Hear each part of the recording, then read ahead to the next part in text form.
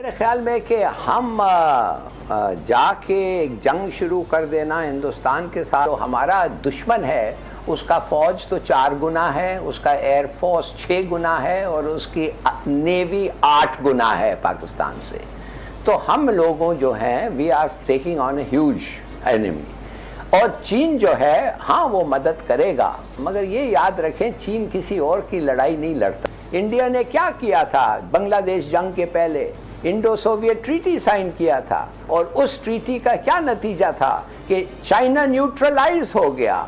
रूस ने, ब्रेजनेव ने कहा अगर चीन तुम उंगली उठाओगे हिंदुस्तान के खिलाफ तो हम उनके साथ आके लड़ेंगे तुम्हारे खिलाफ। मगर ईरान के बारे में मैं आपको 2-3 चीजें जल्दी से बता दूं। उन्होंने तो एक एग्रीमेंट साइन किया है हिंदुस्तान के साथ जिसमें कहते हैं कि अगर जंग मुसल्लत हो जाए ईरान पे या हिंदुस्तान पे, दोनों पे अगर किसी ने जंग मुसल्लत किया तो फिर दोनों का फर्ज होता है कि वो एक एक को इंटेलिजेंस कोऑपरेशन हो। दोनों का फर्ज होता है कि वो एक एक को, खैर ईरान का तो है ही है 4 बहार, मगर हिंदुस्तान को इजाजत हो कि वो 4 बहार इस्तेमाल करें फॉर इट्स वॉर पर्पसेस। तो किसके साथ जंग होना है भाई हिंदुस्तान का इस एरिया में? हमारे साथ ही होना है। आखिर उन्होंने कहा क्या? उन्होंने कहा सऊदीज को कि खुदा के लिए आप फोरफ्रंट में, आप लीडरशिप रोल में हैं ओआईसी के, तो जो कश्मीर का मामला है खड़े होके speak up for Kashmir.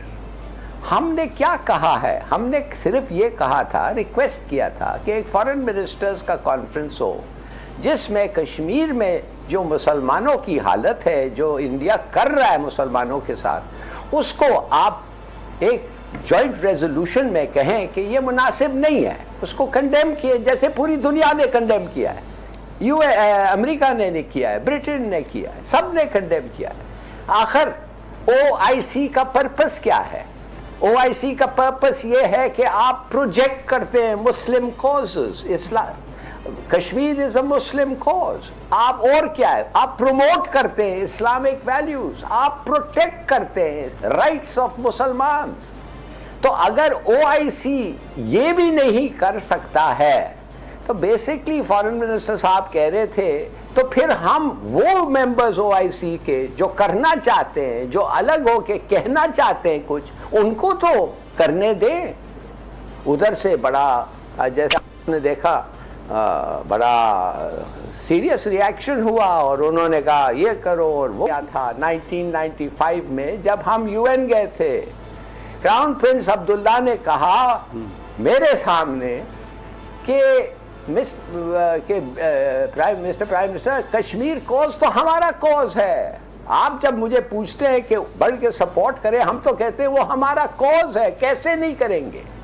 कैसेबलैंका conference में मैं बीबी के साथ कोई 7-8 सरबराहों के पास गया, हेड्स ऑफ स्टेट जो अटेंड कर रहे थे, यमन का था, कतर का था, सबने हमें रीअश्योर किया कि कश्मीरी सेल्फ डिटर्मिनेशन के लिए वो हमारे साथ खड़े हैं।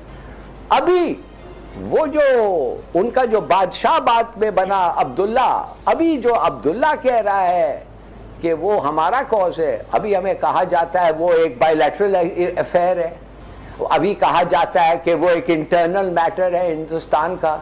अरे भाई इंटरनल मैटर कैसा हुआ? हिंदुस्तान खुद इस मैटर को यूएन ले गया, हम नहीं ले गए, पाकिस्तान नहीं ले गया, इंडिया ले गया, नेहरू ले गया। और उधर उसने जाके कहा आपका जो फैसला है वो हमारे पर मंजूर है, in other words plebiscite, self determination. अब इसको आप बायलैटरल कैसा रहा, ये इंटरनल कैसा रहा ये? तो ये अफसोस से बात है कि मैं ये सब अब इन लोगों का वो बदल गया है, इसलिए अब उनको तेल बेचने की जरूरत है। हम समझते हैं भाई, हम समझते हैं कि हर मुल्क के ऐसे इंटरेस्ट होते हैं जो बड़े इंपॉर्टेंट होते हैं। सही है, प्रिंसिपल के ऊपर अगर इंपॉर्टेंट है सेल्फ इंटरेस्ट तो होगा, हम नहीं कहते हैं कि नहीं होगा, ऑब्वियसली होता है। मगर समटाइम जब आप सैक्रिफाइस करते हैं प्रिंसिपल फॉर प्रॉफिट या right for wrong, self determination, उस वक्त फिर आपको कुछ दुश्वारी होती है टू एक्सप्लेन करें दुनिया को, पब्लिक को, मुसलमानों को कि हम ये क्यों कर रहे हैं। अच्छा हिलाली साहब, आपकी क्या असेसमेंट है? क्योंकि सऊदी अरब और पाकिस्तान के दरमियान पुराने ताल्लुक हैं, इसमें कोई शक नहीं कि पाकिस्तान डिपेंड करता है बहुत सारी चीज़ पैसों के हवाले से सऊदी अरब पर, लेकिन सऊदी गवर्नमेंट भी जो हमारी सिक्योरिटी एस्टेब्लिशमेंट है उस पर बहुत डिपेंड करती है। हम उनकी ट्रेनिंग दे रहे हैं, बहुत सारा हमारे जो फौजी हैं वो वहाँ पर मौजूद हैं। तो किस हद तक ये बात आगे जाएगी? जो इस वक्त हमारी उनके साथ जो नाराज़गी है, क्या उस पर सऊदी अरब का रवैया आप समझते हैं तब्दील होगा, या ये जो कन्फ्रंटेशन वाला माहौल है या नाराज़गी वाला उसे समझूं माहौल है, ये कंटिन्यू करेगा और उसमें शिद्दत आएगी? आपकी असेसमेंट क्या है? देखिए, मेरा ख्वाहिश ये है, असेसमेंट तो मैं आपको दूंगा, मेरा ख्वाहिश ये है कि हमारे जो मोहम्मद बिन सलमान साहब हैं वो थोड़ा सा सुधर जाएं।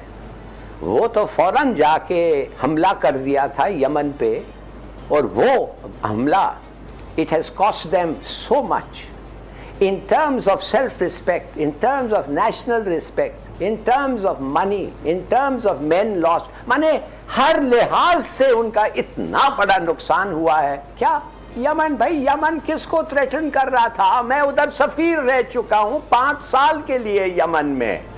यमनी कभी सऊदियों को पसंद नहीं कर सकते, वो सऊदी नहीं करते, माफ करिए, वो कहते हैं यहूदी।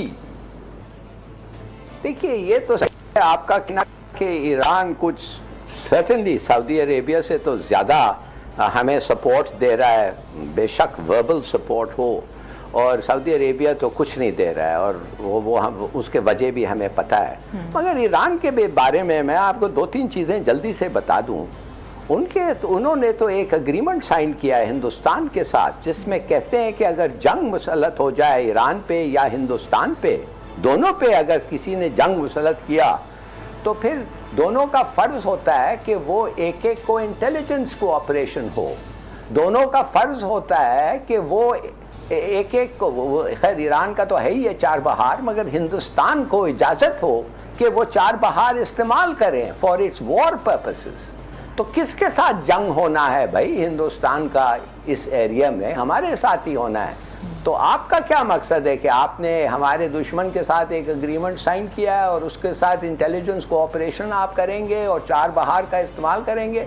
और एक और चीज़ मुझे आप बताएं, आजकल बहुत ज़्यादा अटैक्स आने लग गए हैं ईरान बलूचिस्तान से पाकिस्तान के ऊपर। ये किधर से आ रहे हैं? आप क्या कर रहे हैं उनको रोकने के लिए? हम जो आपको इंटेलिजेंस प्रोवाइड कर रहे हैं इन लोगों के बारे में, उस पर आप अमल क्यों नहीं कर रहे हैं? Why aren't you taking action?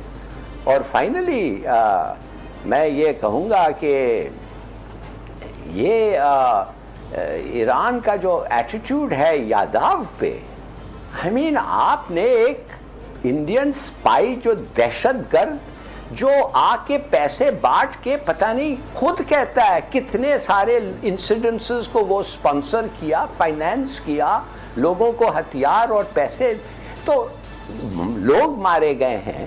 भाई ये क्या है? वो एक ज्वेलर शॉप खोल के 4 बहार में पता नहीं कितने 1-2 साल तक ऑपरेट कर रहा था, और आपका इंटेलिजेंस जो हर चीज और पता है, आपको पता नहीं था वो क्या कर रहा था।